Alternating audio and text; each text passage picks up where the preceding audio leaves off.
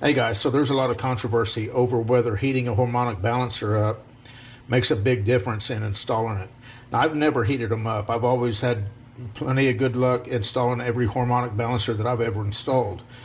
Well, the problem with heating them up is if you heat them up too much, you ruin the rubber isolator in between this piece and this piece. Right here, that's a rubber piece, and that's what dampens out the vibrations.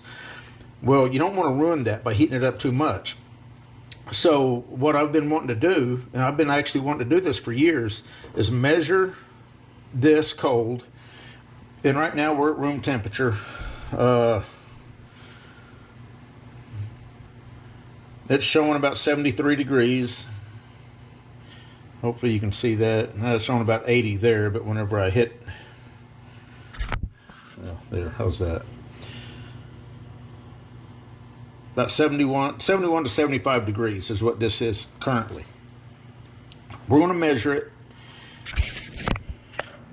We're going to measure it and see what it is cold. Then I'm going to heat it up in the oven at 225. Now, I couldn't find a good temperature.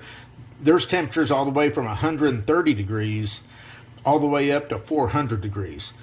Well, an engine will run at about 200 degrees, normally, and can even get it as hot as 250, 260 degrees.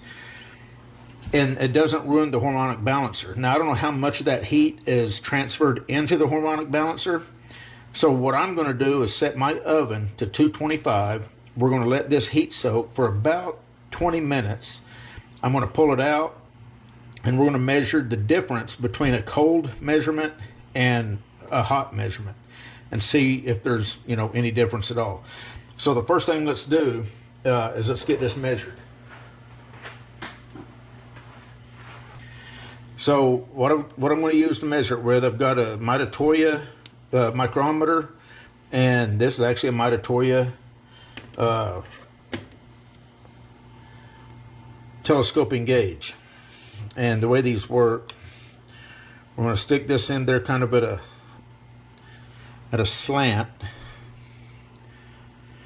and then whenever you twist it out of here, it compresses it, and wherever it compressed it is where it stays. Make sure you guys are seeing this okay.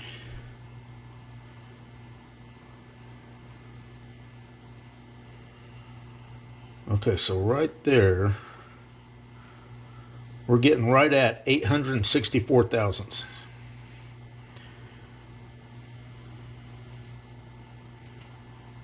Maybe just a little over 864. Let's do it again.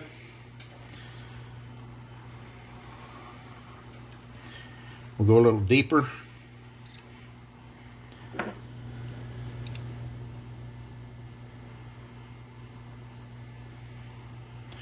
Right at 864.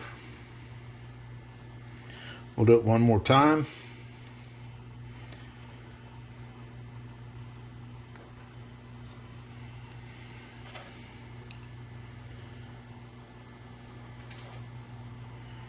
And again, 864.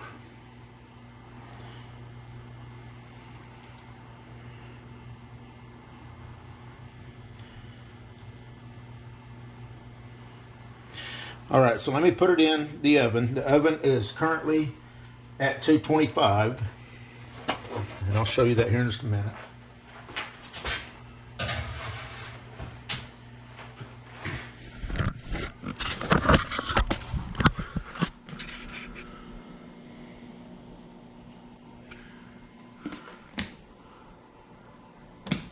And we're just going to let it heat soak. And I'm going to set the timer. We're just going to do this for 20 minutes.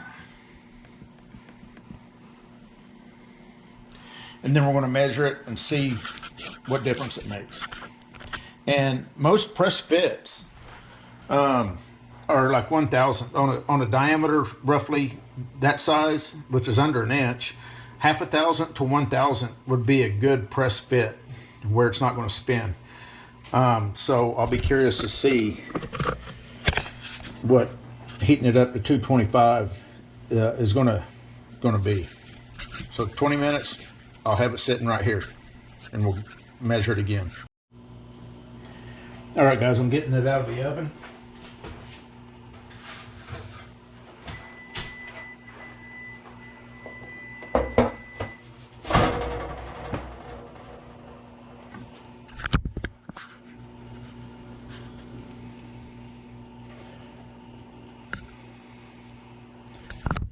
That's showing about 160.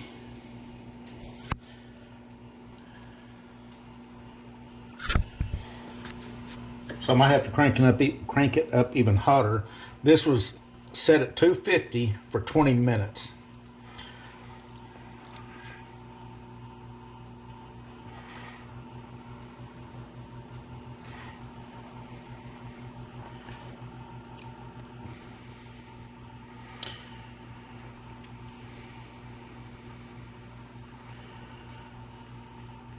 And it did. That's almost a thousandth bigger.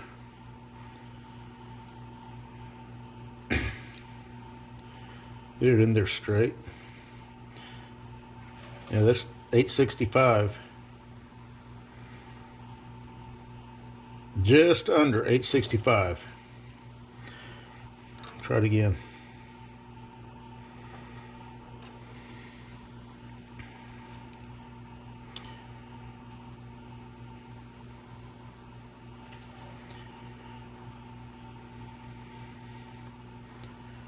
I don't know if you guys can see that or not.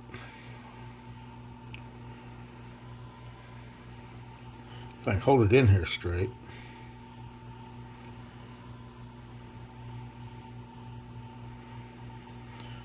There's 865 right there. Go down just one more time, a little deeper.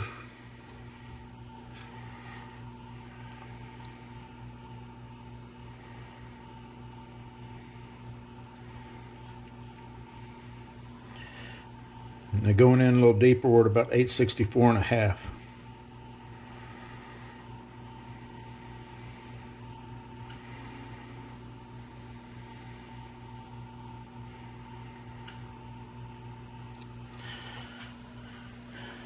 So even though the oven was showing 250, that's actually only showing about 145.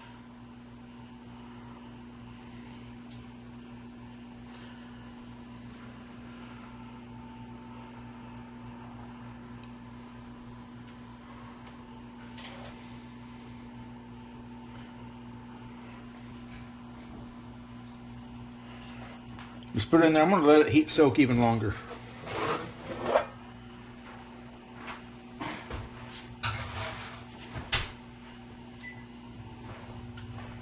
Okay, it's back in the oven. I'm going to go another 20 minutes. All right, guys, coming out of the oven.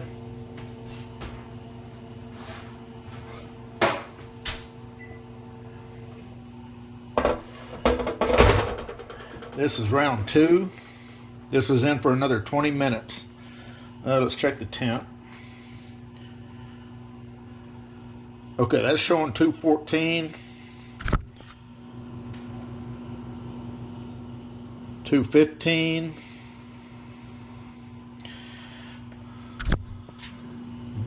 So it took 40 minutes total to really get the heat soaked all the way through it.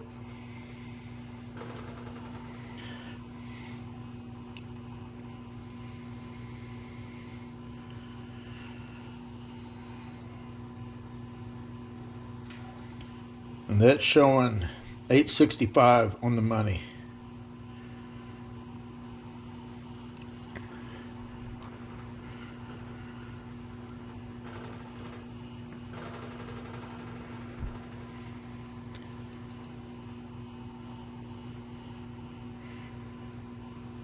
Just a little over 865.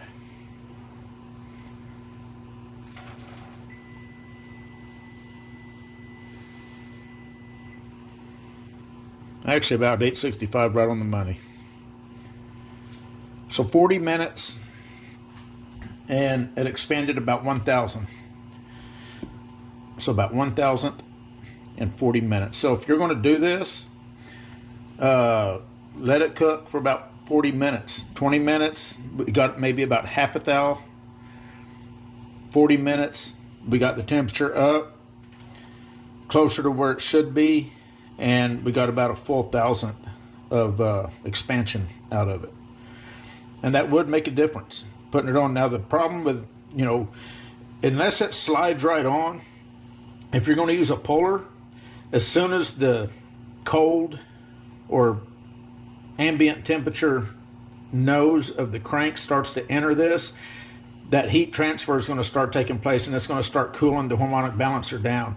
So you're going to want to run it in as quick as possible. So, you know, use an impact or really get after it to run it on the nose of the crank if you're going to do this.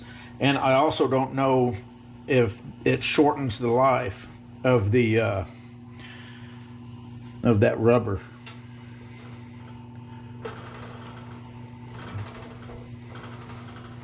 Anyway, this little experiment, I was always curious to see how much more or how much expansion took place if you warmed up the harmonic balancer.